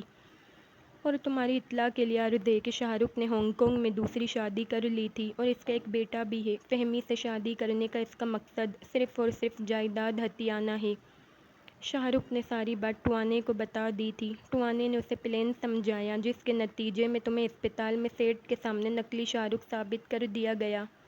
نتیجہ صاف ظاہر تھا، سیٹھ غصے میں آ گیا، تمہیں جیل بھجوا دیا اور اصلی شاہ رخ کو ساتھ لے گیا۔ لیکن اس میں ٹوانے کا کیا فائدہ ہے؟ سارا فائدہ ہی ٹوانے کا ہے۔ جانی مسکرایا۔ میرا شمار ٹوانے کے خاص ملازمین میں ہے۔ وہ مجھ سے کسی ذاتی معاملے میں شریک تو نہیں کرتا، لیکن ذاتی باتیں میری موجودگی میں کر ضرور لیتا ہے۔ اور میں نے شاہ رخ کی موجودگی میں دونوں کی بہت سی ایسی باتیں سنی ہیں جنہیں تم سنو گے تو بیٹھے بیٹھے گر جاؤ گے۔ میں دھڑام سے نیچے گر گیا۔ اب میں بات سنی نہیں اور پہلے ہی گر گیا۔ جانی بوکھلا گیا۔ میں نے کپڑے جھاڑے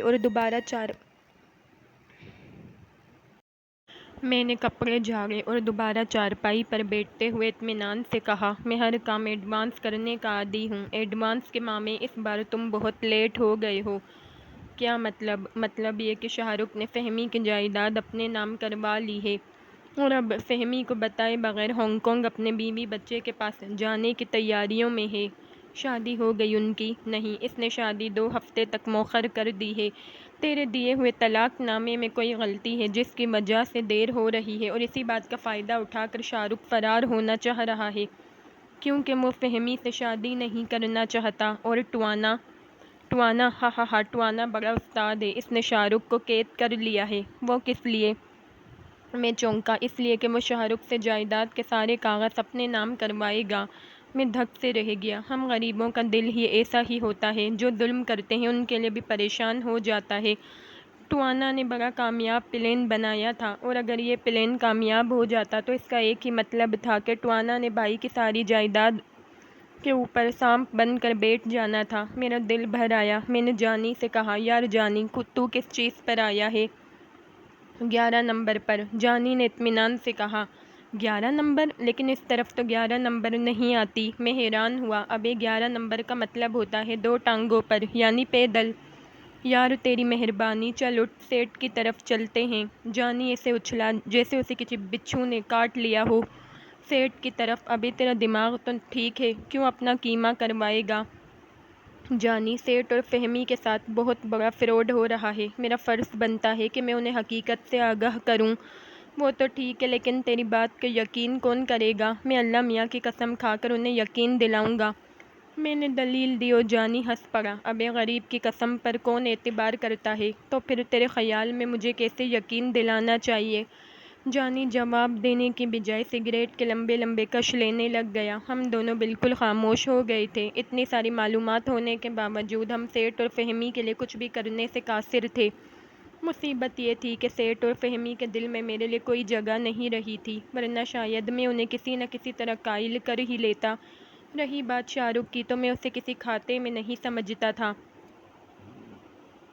تاہم مجھے یہ سن کر خوشی ہوئی کہ میرے طلاق نامے میں کوئی غلطی موجود ہے، جس کی وجہ سے ابھی تک فہمی کو طلاق نہیں ہو سکی۔ میں بخوبی سمجھ سکتا تھا کہ وہ غلطی انگوٹھے کے علاوہ کیا ہو سکتی ہے، اور یقیناً اس غلطی کا فریدہ تھانے دار نے ہی سر انجام دیا تھا۔ اس روز جانی 2 گھنٹے تک میرے پاس موجود رہا اور اس نے ٹوانے کے پلان کی ساری تفصیل مجھے سنائی۔ میں مردہ دلی سے سب سنتا رہا اور سر ہلاتا رہا، اور میں کر بھی کیا سکتا تھا؟ ایک ہفتہ مزید گزر گیا۔ میں اندر ہی اندر سلگتا رہا، لیکن کچھ کرنے کی ہمت نہ ہوئی۔ اسی دوران وہ کچھ ہو گیا جو کبھی سوچا بھی نہ تھا۔ شام کا وقت تھا۔ ابا ریڈیو کان سے لگائے آنکھیں بند کے خبریں سن رہے تھے۔ اماں ہانڈی کو الٹا کیے اس پر گیلی مٹی کا لیپ کر رہی تھیں، اور میں بنیان شلوار پہنے چارپائی کی ادوائن کس رہا تھا۔ میرا ایک پیر چارپائی پر تھا اور ادوائن میرے ہاتھ میں تھی۔ اتنے میں باہر کسی رکشے کے رکنے کی آواز آئی۔ میں نے کوئی توجہ نہ دی، کیونکہ الحمدللہ ہمارا کوئی رشتہ دار ایسا نہیں تھا جو کہ رکشہ افورڈ کر کے ہماری طرف آتا۔ ہاں، البتہ سائیکل کی گھنٹی لگاتار آواز آتی تو میں کہہ سکتا تھا کہ ماما شجاعت آیا ہے۔ میں بدستور اپنے کام میں مصروف رہا اور اس وقت چونکا جب کسی نے دروازے پر دستک دی۔ اماں نے چونک کر دروازے کی طرف دیکھا، پھر مجھے اشارہ کیا۔ میں نے ادوائن وہیں چھوڑی اور کینچی چپل پہن کر دروازے کی طرف بڑھا اور آگے بڑھ کر جھانکا۔ باہر نظر پڑتے ہی میرے اوزان قطع ہو گئے۔ میں سوچ بھی نہیں سکتا تھا کہ یوں بھی ہو سکتا ہے۔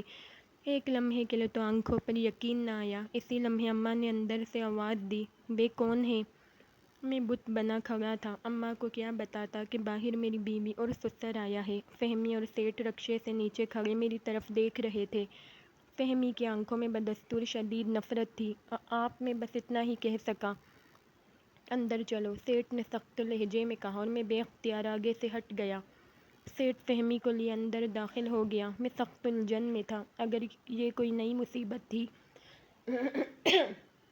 تو یقیناً بہت برے وقت آئی تھی۔ تاہم مجھے حیرت تھی کہ سیٹ اور فہمی اپنی گاڑی کے بجائے رکشے میں کیوں آئے ہیں۔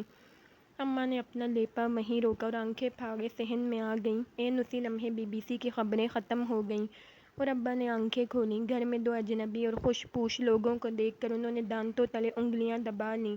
تاہم میں دیکھ رہا تھا کہ وہ فہمی کی طرف بڑے غور سے دیکھ رہے تھے، غالباً پہچاننے کی کوشش کر رہے تھے۔ مجھے یاد آ گیا کہ شروع میں جب مجھے اور ابا کو تھانے لے جایا گیا تھا تو وہاں ابا نے فہمی کو دیکھا تھا، اور بعد میں ابا کو دوسری دفعہ بھی تو فہمی نے ہی گرفتار کروایا تھا۔ کون آیا ہے؟ اماں ہکلائیں۔ مجھے سیٹ خوبصورت کہتے ہیں، اور یہ میری بیٹی ہے فہمی، جس سے تمہارے بیٹے نے نکاح کیا تھا۔ سیٹ نے میری طرف اشارہ کیا۔ اماں ایک لمحے میں ساری کہانی سمجھ گئیں۔ میں حیران تھا کہ محلے بھر میں لڑاکا خاتون کہلوانے والی اماں یکدم بھیگی بلی بن گئی تھیں۔ شاید اولاد پر آنے والی کوئی بھی تکلیف ماں باپ کو بزدل بنا دیتی ہے۔ اچھا، آپ بیٹھی ہیں نا؟ اماں نے چارپائی کی طرف اشارہ کیا۔ فہمی بدستور منہ پھلائے سارے گھر کو نفرت انگیز نگاہوں سے دیکھتی ہوئی کھڑی رہی۔ تاہم سیٹ نے ایک ہنکارا بھرا اور چارپائی پر بیٹھ گیا۔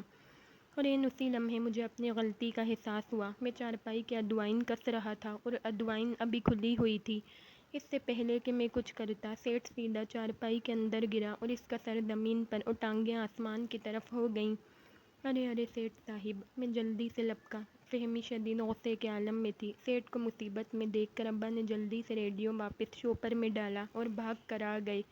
میں نے اور ابا نے باہمی شراکت سے سیٹھ کو پکڑ کر سیدھا کیا۔ سیٹھ کا سانس دھونکنے کی طرح چل رہا تھا اور چہرے پر شدید غیظ و غضب کے آثار تھے، تاہم اس نے کچھ کہنے سے گریز کیا۔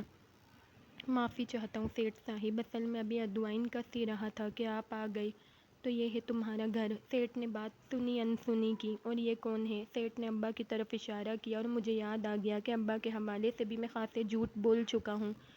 پھر سوچا جب اصل جھوٹ ہی کھل چکا ہے تو ضمنی جھوٹ بولنے کا کیا فائدہ، لہٰذا سر جھکا کر کہا، یہ میرے والد صاحب ہیں، ابھی میرا نام غفار ہے اور تو مجھے خالد صاحب کہے جا رہا ہے۔ ابا نے مجھے چٹکی کاٹی۔ اتنے میں دروازے پر پھر دستک ہوئی۔ میں نے وہیں سے آواز دی، آ جاؤ۔ جو صورت اندر داخل ہوئی اسے دیکھ کر میں سیٹھ کی آمد کا سارا مقصد سمجھ گیا۔ تھانے دار پورے تمطراق سے اندر داخل ہو رہا تھا۔ اماں تیزی سے سیٹھ کے پاؤں میں گر گئیں۔ خدا کے لیے سیٹھ صاحب، میرے بچے کو تھانے نہ بھجوانا، یہ پہلے ہی بہت تکلیفیں برداشت کر چکا ہے۔ میں تیزی سے جھکا۔ اماں اٹھ کھڑی ہو جا، تجھے کوئی ضرورت نہیں ان کے پاؤں پڑنے کی، میں جیل جانے کے لیے تیار ہوں، چلیے۔ میں نے پورے اعتماد سے کہا۔ سیٹھ نیچے جھکا اور اماں کو کندھوں سے پکڑ کر اٹھایا۔ نہیں بہن جی، شرمندہ مت کیجیے، میں تو آپ سے اپنی بچی کی زندگی کی بھیک مانگنے آیا ہوں۔ میں بری طرح چونکا۔ سیٹھ کا لہجہ میرے لیے بالکل نیا تھا۔ ڈیڈی پلیز، یہ کیا کر رہے ہیں؟ میں ڈوب مروں گی لیکن اس منحوس کے ساتھ ایک پل بھی۔ تڑاخ! سیٹھ کا لہراتا ہوا زوردار تھپڑ فہمی کے منہ پر پڑا اور وہ چکرا کر نیچے گری۔ میں نے بے اختیاری اسے بازوؤں میں تھام لیا اور گھبرا کر فوراً ہی چھوڑ دیا۔ سیٹھ گرجا، میں نے ساری زندگی تمہیں دوست بن کر پالا، بیٹوں جیسا پیار دیا، مگر تم نے اپنی بے وقوفی سے ہر دفعہ مجھے ڈانٹ دینے کی کوشش کی۔ یاد رکھنا، دولت مند کبھی بے وقوف نہیں ہوتے۔ مجھے ساری حقیقت کا پتہ چل چکا ہے۔ تم نے اپنی ضد کا نتیجہ دیکھ لیا ہے۔ جسے تم اپنا سب کچھ سمجھتی تھیں، اس نے جائیداد اپنے نام کروا لی اور علمدار کے ساتھ مل کر ہمیں کوڑی کوڑی کا محتاج کر دیا۔ اب کس بات کا غرور ہے تمہیں؟ اب تو ہمارے پاس کچھ بھی نہیں رہا، اور جو رہا ہے وہ اس قابل نہیں کہ اس پر غرور کیا جا سکے۔ سرفراز اگر مجھے ساری حقیقت نہ بتاتا تو میں اس کمالے کو شاید موت کے گھاٹ اتروا دیتا۔ سرفراز کو نلو کا پٹھا ہے، فہمی سرخ گالوں کے ساتھ روتی ہوئی چلائی۔ تھانے دار نے بوکھلا کر ادھر ادھر دیکھا، پھر تیزی سے بولا، براہ کرم تمیز سے بات کیجیے، مجھے سرفراز کہتے ہیں۔ تم کمینے، دلیل، دغاباز! فہمی تھانے دار پل پل پڑی، تاہم سیٹھ نے اسے ایک اور تھپڑ جڑ دیا۔ خاموش کھڑی رہو، ساری بات کھل چکی ہے۔ اس وقت کمالہ ہی تمہارا اصل خاوند ہے اور اب تمہیں اسی کے ساتھ زندگی گزارنا ہوگی۔ بہن جی، اپنی بہو کو قبول کیجیے۔ میری بڑی خواہش تھی کہ میری بیٹی دھوم دھام سے رخصت ہو، لیکن آپ میرے آنے کو ہی اس کی رخصتی سمجھیے۔ سیٹھ کی آنکھوں میں آنسو جھلملانے لگے۔ اماں پتھر ہو گئیں، جبکہ ابا اماں کی اوٹ میں ہو گئے۔ میرا دماغ گھوم گیا۔ اتنا بڑا انقلاب، اتنی بڑی تبدیلی! خدا کی قسم، میرا جی چاہ رہا تھا کہ بنیان اتار کر کچھا پہن کر زور زور سے ٹھمکے لگاؤں، تاہم بڑی مشکل سے خود کو کنٹرول کیا۔ نہیں رہوں گی میں یہاں، میں زہر کھا لوں گی۔ فہمی پاگل ہو گئی، یہاں نہیں رہو گی تو پھر کہاں رہو گی؟ ساری جائیداد، سارے بنگلے تو تم اپنے شاہ رخ کے نام کر چکی ہو اور اس کمینے نے سب کچھ علمدار کے نام لکھ دیا ہے۔ اب ہمارا کچھ نہیں رہا بیٹی، کچھ بھی تو نہیں۔ سیٹھ میری طرف مڑا۔ کمالے، میں تم سے اپنے سابقہ رویے پر بہت شرمندہ ہوں۔ فہمی تمہاری بیوی ہے، تم اگر چاہو تو اسے قبول کر سکتے ہو، لیکن یاد رکھنا اب ہم کنگال ہو چکے ہیں، میں اسے جہیز میں کچھ بھی دینے کے قابل نہیں۔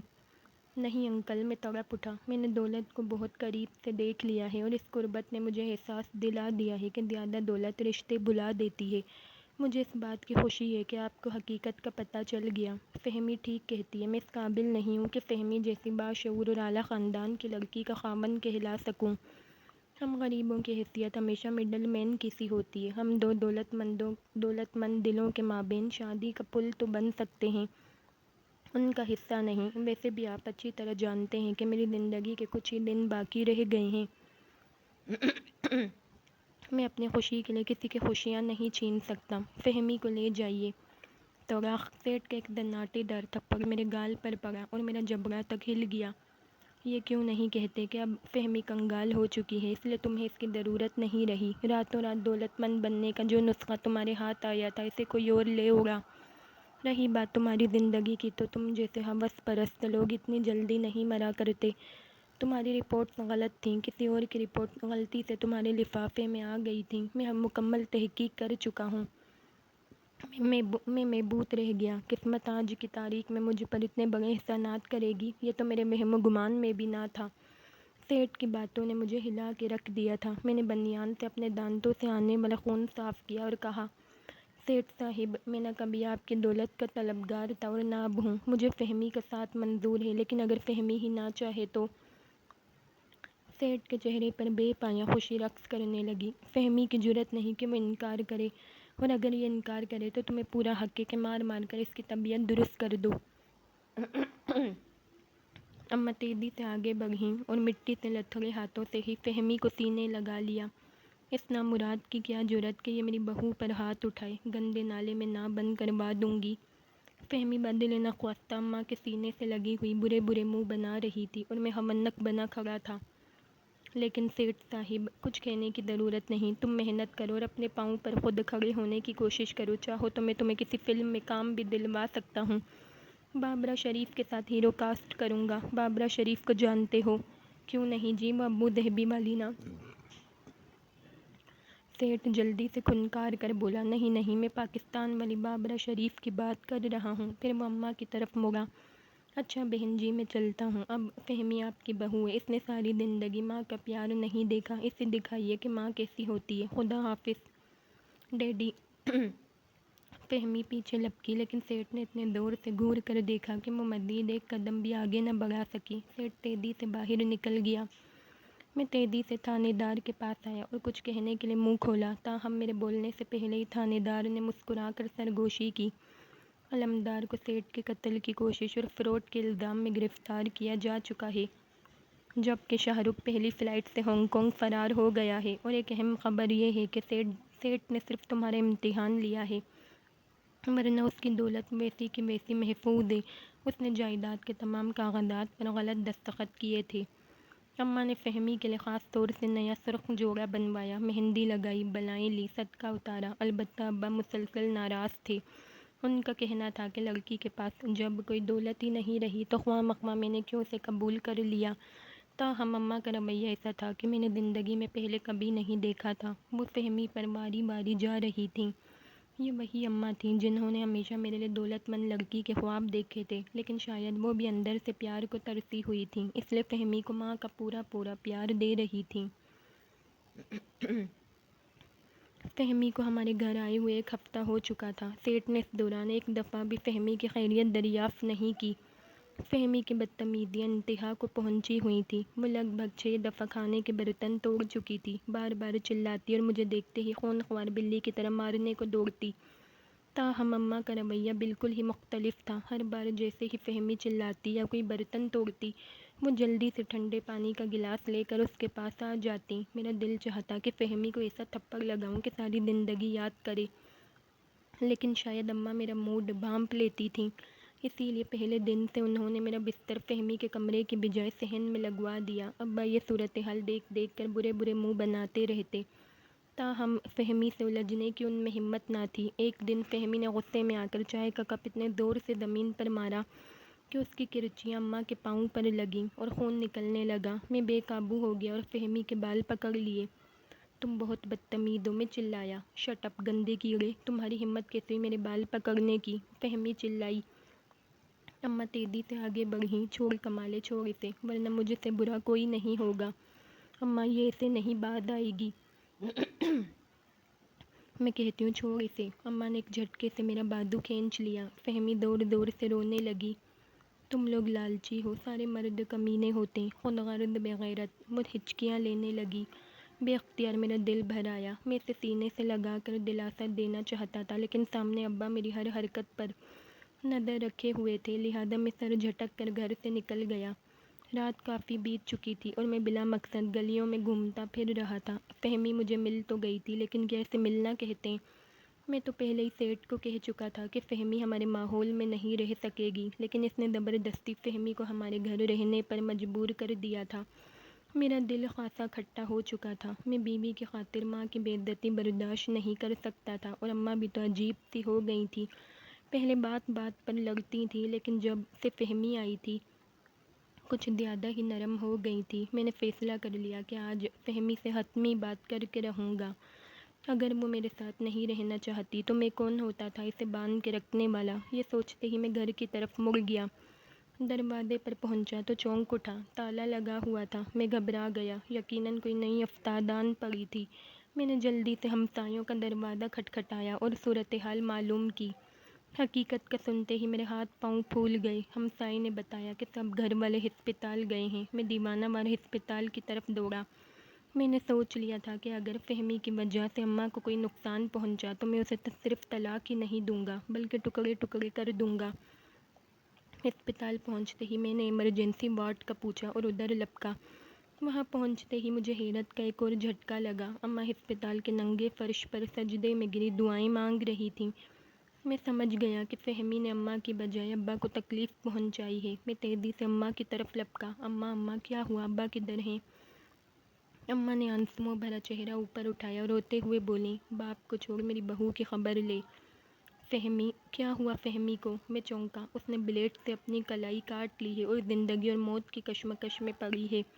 اماں کے آنسو ڈھلک پڑے۔ اوہ میرے خدایا، فہمی اس حد تک چلی جائے گی، یہ تو میں نے سوچا بھی نہ تھا۔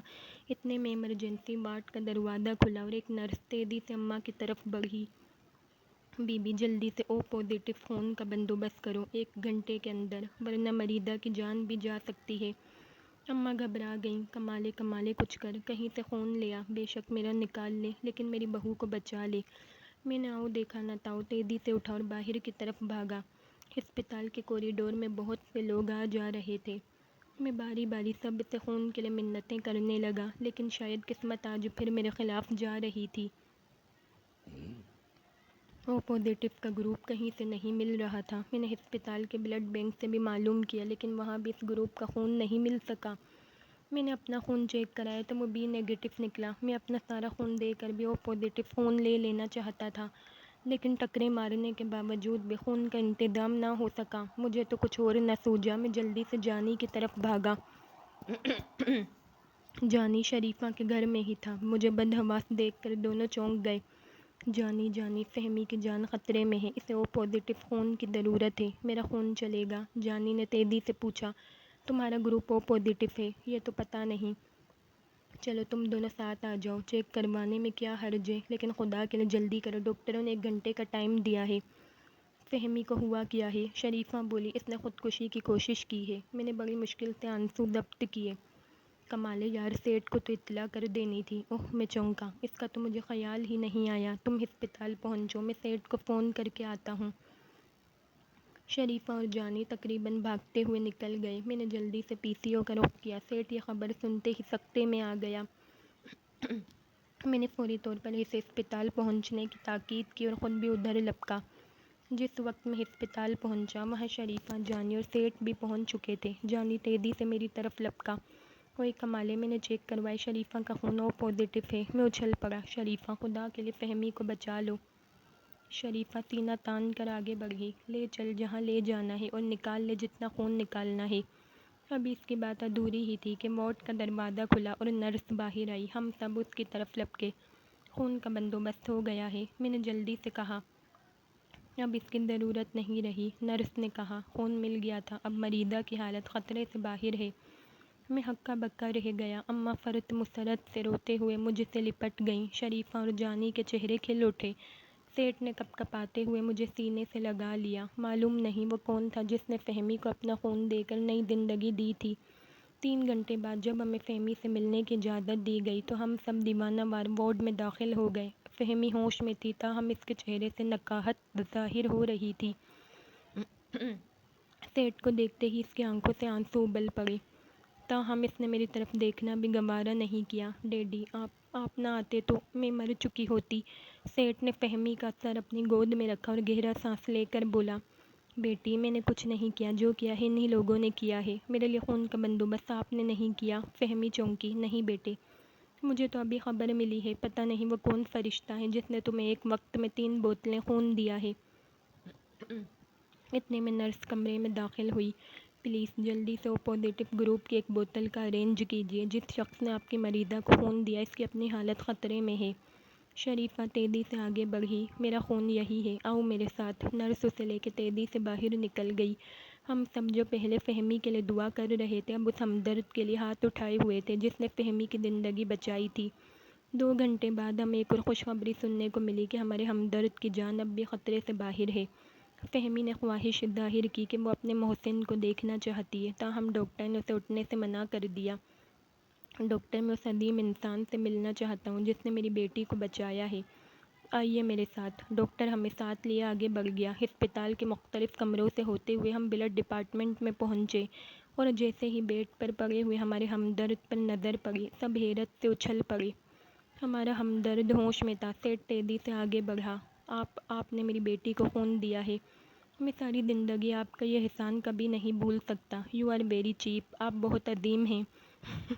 نہیں، میں یتیم نہیں ہوں۔ کمزور سی آواز آئی اور میں نے روتے ہوئے آگے بڑھ کر ابا کو سینے سے لگا لیا۔ اماں ان کے پیروں میں بیٹھ گئیں۔ میری سہاگرات 18 جون کو منعقد ہوئی۔ میں کمرے میں داخل ہوا تو فہمی گھونگھٹ نکالے سمٹی سمٹائی ٹوٹی ہوئی مصحری پر بیٹھی تھی۔ اس مصحری کو بیلنس کرنے کے لیے میں نے ایک دن پہلے ہی ٹوٹے ہوئے پائی کے نیچے 4 اینٹیں نیچے رکھ دی تھیں۔ میں کمرے میں داخل ہوا تو پسینے پسینے ہو رہا تھا اور کچھ سمجھ نہیں آ رہا تھا کہ کیا کہوں۔ پہلی شادی کا یہی نقصان ہوتا ہے کہ آدمی کنفیوز ہو جاتا ہے۔ تاہم میں نے اداکار لہری کی فلم کا ایک ڈائیلاگ دل میں دہرایا اور قریب آ کر بڑی لجاجت سے کہا، السلام علیکم، میری آپ سے شادی ہوئی ہے اور میں اس سلسلے میں آیا ہوں۔ گھونگھٹ میں خاموشی رہی۔ میں نے آہستہ سے اس کا گھونگھٹ اٹھایا اور دیکھتا ہی رہ گیا۔ فہمی 14ویں کا چاند لگ رہی تھی۔ مجھے یقین نہیں آ رہا تھا کہ اللہ نے مجھے اتنا پیارا تحفہ دے دیا ہے۔ میں کافی عرصے سے اس کا خاوند تھا، لیکن اب مجھے احساس ہو رہا تھا کہ خاوند بننے کی حقیقی خوشی کیا ہوتی ہے۔ میں نے سوچا باقاعدہ گفتگو کا آغاز انگریزی میں کرنا چاہیے تاکہ ذرا اچھا اثر پڑے، لہٰذا سلیپنگ یاد کرتے ہوئے کہا، اسپیلنگ آئی لو یو۔ کچھ دیر خاموشی رہی، پھر فہمی نے گھور کر میری طرف دیکھا اور کچھ دیر گھورتی رہی۔ میں بوکھلا گیا اور پھر کہا، آئی لو یو۔ اس نے پوری سنجیدگی سے میری طرف دیکھا، پھر دھیرے سے مسکرائی میری ناک پر چٹکی کاٹ کر بولی، آئی لو یو ٹو۔ میں نے نعرہ مستانہ لگایا اور زور سے اچھل کر کہا، آئی لو یو 3۔ عین اسی لمحے کھڑ کھڑ کی آواز آئی۔ مصحری کے پاوے کے نیچے رکھی اینٹیں زور سے ہلیں اور مصحری پٹاخ سے زمین بوس ہو گئی۔ تو یہیں پر یہ ناول یہاں پہ ختم ہو جاتا ہے۔ آپ لوگ ضرور اپنے کمنٹ میں اظہار کرنا کہ آپ لوگ کو ناول کیسا لگا۔ مجھے تو پڑھ کے بہت مزہ آیا، بہت انجوائے کیا، کافی فنی ناول تھا، ہلکا پھلکا سا۔ آپ لوگ بھی لازمی بتائیں، انشاءاللہ اب دیکھتے ہیں اگلا ناول کون سا اسٹارٹ کرنا ہے۔ خیال رکھیے گا، اللہ حافظ۔